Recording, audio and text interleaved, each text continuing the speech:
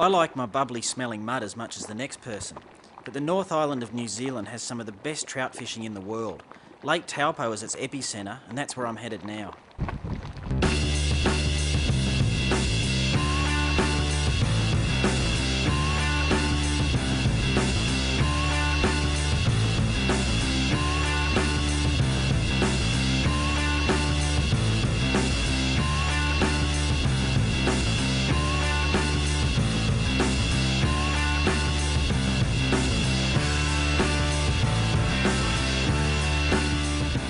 Taupo is absolutely enormous. It used to be an old volcano crater and is up to 1,000 feet deep in spots. It seems daunting to try and find trout here. They grow to enormous sizes and then move up into the rivers to breed. I just hope this wind dies down.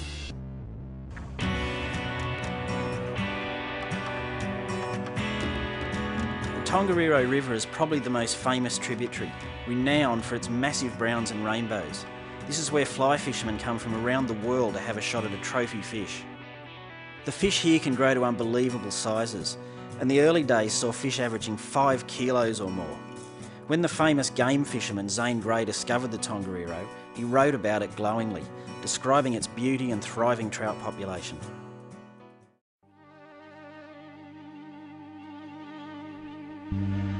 Lodges catering to the travelling angler soon gained an international reputation. With their luxury and easy access to some of the best fishing areas, they make a perfect place to be based.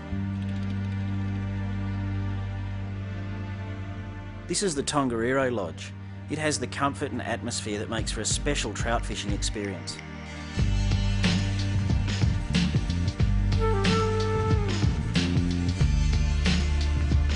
International anglers like Lefty Cray have brought their knowledge and skill to the area to bag some of the biggest wild trout in the world. I'm no trout expert, and there are definitely a few tricks to catching these beautiful fish, so I've enlisted local guide Tim McCarthy to get me started on my New Zealand adventure. What are the main types of flies that you use? Predominantly we're fishing nymphs through most of the year. That's where you're using a fly that sinks and imitates the aquatic insect that's drifting down through the rivers. The other method that we use is using a dry fly. That's quite seasonal and it's very much a summertime thing. When those insects hatch, particularly the mayflies, they float up to the surface, and that's when they're available to be taken by a trout. Also really important to us is the terrestrial type of insect like cicadas and beetles, and when they get blown into the water they're a real good food source for the fish. And the other method we use is what we call fishing streamers, which is where you're using a sinking line and you're imitating a little bait fish or something, and you'll strip that back through the water. The local tackle store is a great way to get a feel for what's available in the area. It's hard to know where to start with this form of fishing, as it seems to have more equipment than any other. With names like woolly bugger, brown sedge, Alf Whittaker's dung bug and the red-arse Peter, it seems overwhelmingly complicated. It's probably best to keep it in perspective and remember that just like any other form of lure fishing, it's mainly the size and presentation that counts. The tackle is generally more refined, and casting relies on the rod and the line and not the weight of the flies. The craftsmanship in much of the tackle reflects the traditional obsession of this way of life. As with other forms of angling, you can go as far as you like, making the flies yourself from natural deer hair or synthetic flashing materials. My brother Mark might have gone a little bit overboard with this camo gear though.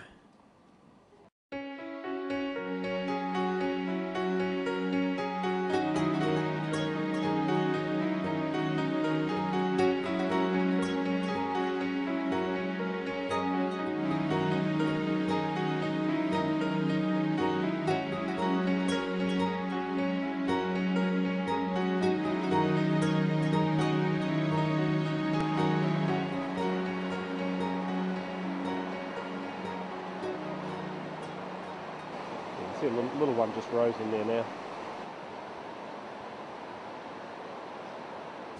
Right, so here's what we're using, Craig. We've got a little glow bug on here. Okay, it's a little wee egg imitation. You can use something small and bright like this. Often they'll come through and have a whack at it. Right. In order to get it down on the bottom where the fish are laying, we're using another fly here, and we have about 18 inches between them. This one's a very heavy nymph. Right. Okay, it's got a tungsten bead on it, a couple of wraps of lead, so that's going to sink down really fast in the deeper water.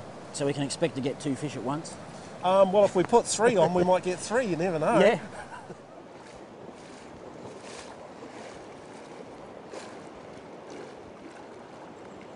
Okay, so this is the strike indicator that we're using. Essentially it works the same as a float in the ocean. When the flies hit the bottom, okay, or drag through the water, or a fish grabs it, that's going to disappear, and that's the time to pull the trigger and set the hook.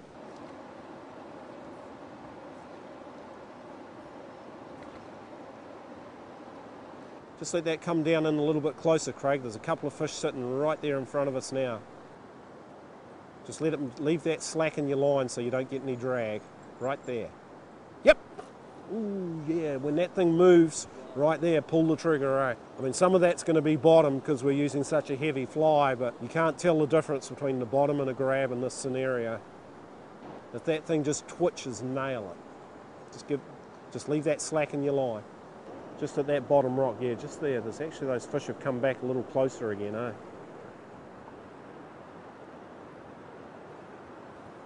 Is that too close? No, that's not bad. Okay, just mend it upstream, just let it drift, let it drift, let it drift. That's right on him there, eh? Set it. Yeah, you got him. There you go.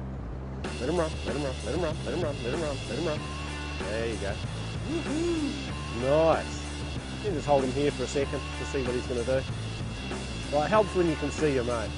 You know, when those fish had been on that far bank and then they came back across again.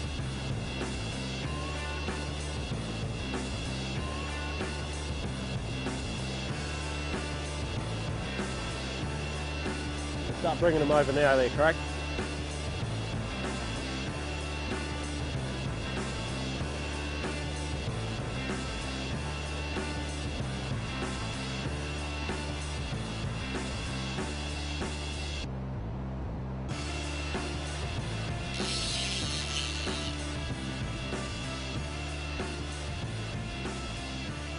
I don't seem to be able to turn him.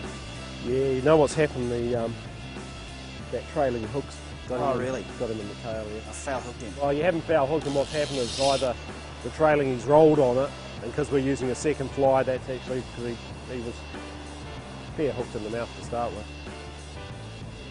Just follow him down a little bit. Just follow him down. I'm going to have to get down below him, otherwise we're going to lose him.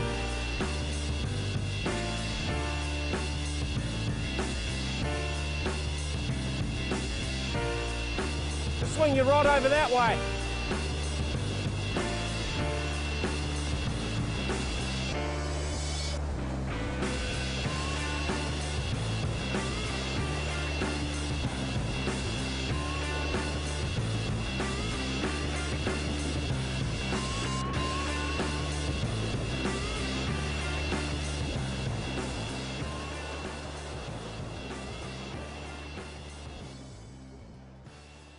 That was unfortunate.